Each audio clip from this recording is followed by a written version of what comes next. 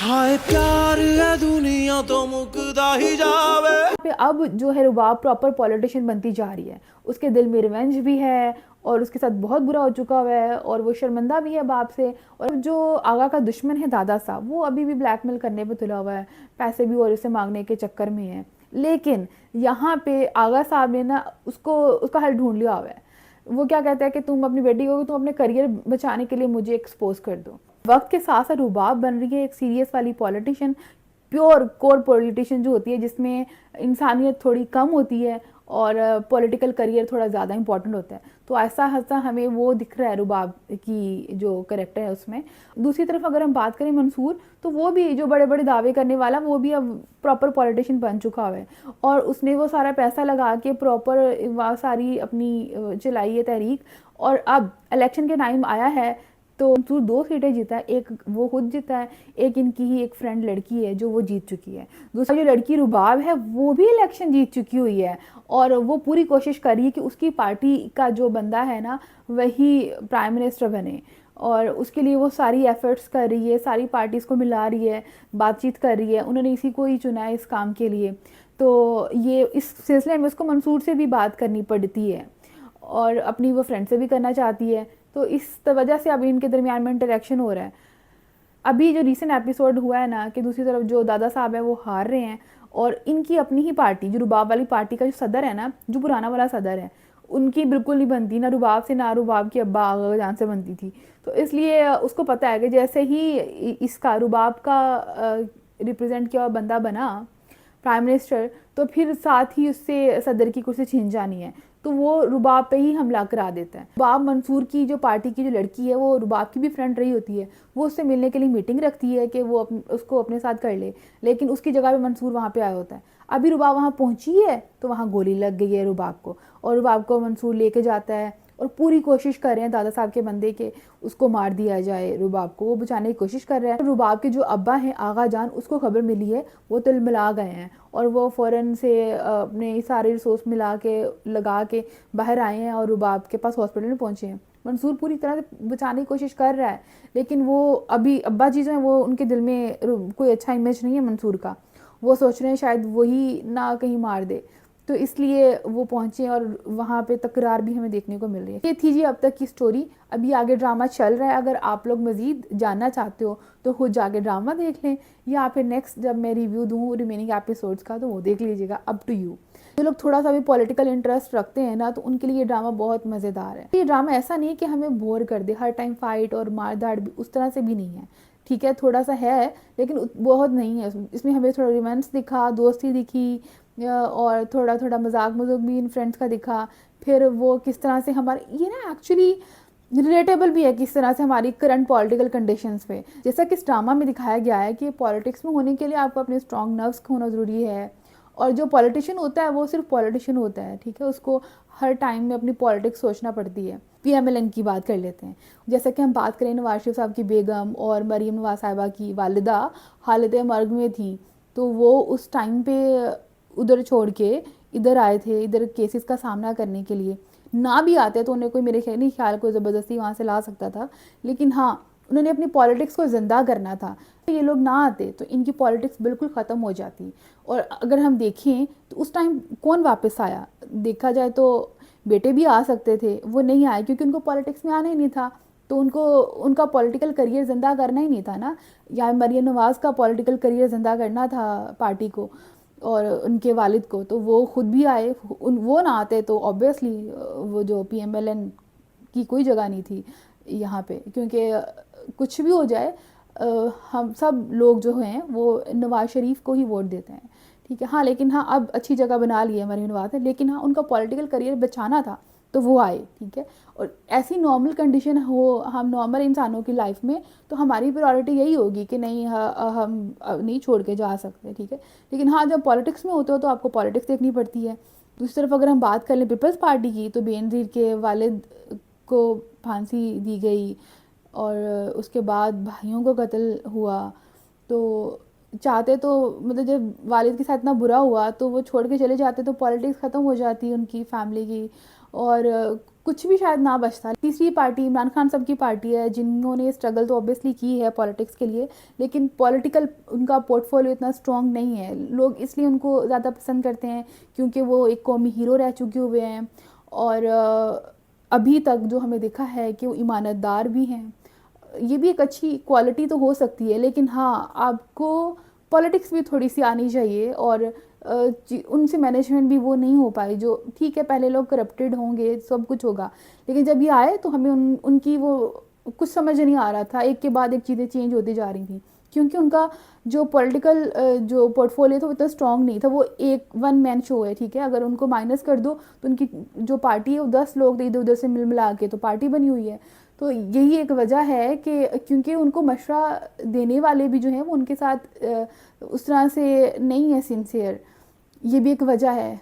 ये most important thing कि उनको अपने ही सूबे में कितनी ही बार उनको मौका मिल चुका हुआ है कि वो परफॉर्म करें, वहाँ से कुछ सीखें, लेकिन जितना भी उनके पास वक्त मिलता है वो सिवाय इसके कि इल्ज़ाम लगाते हैं अपोजिशन पे, उन सबको कहते रहते हैं वो सारे बहुत बुरे हैं, बहुत करप्टेड हैं, और इसी सब का नारा लगाते लगाते वो 5 साल 3 साल जितने थे टाइम भी हो वो गुजार देते हैं। अब जितनी बार भी उनको केपीके में कितनी बार उनको मौका मिल चुका हुआ है, अब भी उनकी पार्टी के रोले रप्पे नहीं ख़त्म होते। मोस्ट इंपॉर्टेंट थिंग, जब इन्होंने धरना दिया था वो प्लांटेड धरना था, एक हुकूमत चल रही थी जैसे भी वो आई थी, हालांकि इनकी बातें ही हैं कि वो सारी सीटों के मामला, एक दो सीटों में चलो हो भी गई होगी करप्शन, लेकिन उस टाइम में जब ये हुकूमत में आई थी PMLN, इनको वोट मिले थे। मैं तो इन्हीं आम लोगों में रहती हूँ ना, मुझे तो पता है कि हमारे इर्द गिर्द में इतने लोग थे जो उनको वोट देने वाले थे तब।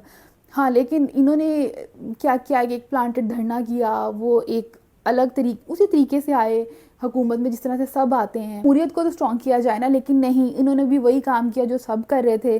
तो दिखने में दिखावे में ऐसे लग रहा है, सबको ऐसे लगता है, एट दी एंड जाके सब पॉलिटिशियन ही होते हैं, ठीक है, कोई अच्छी पॉलिटिक्स कर रहा होता है और कोई थोड़ी बुरी कर रहा होता है, लेकिन एट दी एंड हैं सारे पॉलिटिशियन ही। अब 9 मई वाले मामले पे कर लेते हैं बात, कि उस टाइम में इतने सारे आम लोग जो हैं उनके साथ इतने मामला पेश आए, क्या पार्टी उनको देखेगी उनके मामला को? अभी भी देखा जाए तो वो ये सोचें कि मुझे अभी मौका मिला है कि मैं अपने KPK में जाके काम करूं, वहाँ के अपने लोगों को देखूं, बजाय इसके कि मैं जेल में बैठ के और सिर्फ अपनी पॉलिटिक्स पक्की करने के, किसी बातचीत ही तो करनी है ना, तो टेबल टॉक ही करनी है, उस पर आके आप अपने लोगों का सोचो। और अभी जो 9 मई वाला मामला होगा, सारे लोग इनकी वजह से ही ना, इन्होंने बहुत ज़्यादा बुरा भला कहा हुआ था इस्टेब्लिशमेंट को, और उन्हीं के चक्कर में वहाँ पे पहुँचे थे। कुछ लोग तो उनके सपोर्ट में पहुँचे थे, वो लोग तो ख्वार हुए, कुछ लोग बेचारे एवं ही आ गए थे रगड़े में, क्योंकि मैं पर्सनली जानती हूँ कुछ ऐसे मामलात में। जबकि 9 मई वाला मामला हुआ तो मेरी जॉब थी गुलबर्ग वाले इलाके में, तो शाम 4-5 बजे के टाइम पे हमें ऑफ मिल गया। अब 5 बजे हम निकले और वो मामला 5 से 6 के दरमियान या 7 के 6 के 7 के आसपास कहीं किसी टाइम में हुआ वहाँ वाला 9 मई वाला मामला, तो हम सबको तभी ऑफ मिला है कोई 5 बजे। तो मेरे एक कुलीग थे जो है तो जूनियर थे, बट वो बहुत ज़्यादा इंटेलिजेंट और बहुत अच्छा सॉफ्टवेयर इंजीनियर थे। तो वो वहाँ से निकले और वो रास्ता वही था, वो मुरीद के रहने वाले थे, ठीक है, वो वहाँ से निकल के उधर जाने के बजाय जो जहाँ पे ये 9 मई वाला मामला हो रहा था उधर कहीं नज़दीक में उनके कोई रिलेटिव रहते थे, वो वहाँ चले गए हैं, ठीक है। लेकिन उनके उस एरिया में शायद मोबाइल ट्रैक हुआ है, कुछ ऐसा मामला हुआ है कि उस एरिया के जितने भी मोबाइल से और उस एरिया में पाए गए तो वो सारे बंदे उठा लिए गए थे। और ऐसे हुआ है, वो जो हमारे कुलीग थे वो गायब हो गए, हमने सोचा शायद छोड़ गए, बट उन दिनों में ना उनके कुछ बकाया जात रहते थे कंपनी की तरफ ना, कुछ पैसे थे, वो छोड़ के कोई बंदा नहीं जाता है। हम लोग हैरान थे कि बंदा गायब, बिल्कुल उसका व्हाट्सएप बंद, नंबर बंद, कोई कांटेक्ट नहीं हो पा रहा। हम लोग सोच रहे थे कि पता नहीं क्या हो गया होएगा। फिर कोई एक महीने बाद तकरीबन उनकी फैमिली ने कांटेक्ट किया, उन्होंने बोला कि वो 9 मई के मामलात में उन्हें उठा लिया गया था, आप प्लीज़ हमें वो अटेंडेंस रिकॉर्ड दें। अटेंडेंस रिकॉर्ड हमसे लिया, कुछ उन्होंने मामला किए, कोई सिफारिशें लड़ाई शड़ाई जो भी कैसे किया, वो साहब जो हैं वो बाहर निकाले। अच्छा, वो जो दोबारा कोई 1-1.5 महीने बाद उस वहाँ से जब उनको रिहाई मिल गई, फिर वो अपने मामला क्लियर करने के लिए कंपनी में आए, वो बिल्कुल डिफरेंट पर्सनैलिटी थे, मतलब कि वो एक तो वो एक बिल्कुल सूख के टीला बना हुए थे, जो कुलीग थे ना वो अलग अलग बैठने वाले थे, लेकिन वो ऐसे लगता है जैसे इंसानों से पहली दफ़ा मिल रहे हैं, सबको साथ एक बात करने में उनको हो रहा था कि सबसे बात करूं, और वो अजीब ही जैसे ना कोई किसी को किसी कैद से छुड़ाया जाता है, वो सबसे बात करना चाहता है, तो वो एक डिफरेंट किस्म का इंसान मिला। ठीक है, तो वो एक्सपीरियंस लेटर वगैरह चाहिए था, इसके लिए उन्होंने कांटेक्ट किया, तो तब उन्हें पता चला कि वो बाहर चले गए हैं, और उन्होंने ये भी बताया कि यहाँ पे जब तक थे उनको बार बार उठा लिया जाता था, तकरीबन कोई करियर के 1-2 साल उनके ज़ाया हुए। तो अब तो खैर वो बाहर चले गए हैं, लेकिन मैं बता सकती हूँ कि एक आम इंसान की ज़िंदगी पर कितना ज़्यादा इफेक्ट पड़ा है। इसमें क्या हुआ है कि 2 जो बड़े लोग हैं उनकी लड़ाइयों में ना ऐसे कीड़े मकोड़े मारे जाते हैं, और कीड़े मकोड़े बेचारे ना ऐसे ही रुल जाते हैं। अच्छा, इस तरह से खान साहब किसी हद तक अपना करियर शायद स्ट्रॉन्ग कर रहे हैं, लेकिन अपने ही लोगों के खिलाफ करके एस्टैब्लिशमेंट के, ठीक है एस्टैब्लिशमेंट की भी बहुत गलतियां हैं, क्योंकि उनके पास पावर है तो वो पावर का कहीं ना कहीं गलत यूज़ कर जाते हैं, ये होता ही है। अब जिसके पास पावर होती है ना, वो नशा ही और होता है, वो कहीं ना कहीं गलत कर देता है यूज़, लेकिन होता है। लेकिन एक दूसरी बात ये भी है कि वो इदारे भी तो मुल्क के लिए काम कर रहे हैं ना, जहाँ गलतियाँ होती हैं तो आप गलतियाँ हाईलाइट करो, कोशिश करो उन्हें बताने की, करेक्ट कराने की, बजाय इसके कि इस तरह से अपने ही लोगों को उनके खिलाफ कर दो, तो फिर ऐसे कैसे चलेगा मुल्क। हम जो आम लोग हैं ना बहुत जल्दी बेवकूफ़ बन जाते हैं।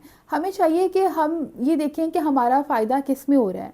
कोई भी पॉलिटिकल पार्टी है, कोई भी है, अगर वो हमारे मुल्क के लिए कुछ अच्छा कर रहा है ना, हम नहीं जाते पास पे उन्होंने क्या किया, हमें नहीं जानना। ठीक है, हम जानते हैं कि हाल में क्या चल रहा है। अगर हाल में हमारे लिए कोई अच्छा कर रहा है ना, हम लोग उसको अप्रिशिएट करेंगे, और हम चाहेंगे कि वो मज़ीद भी अच्छा करें।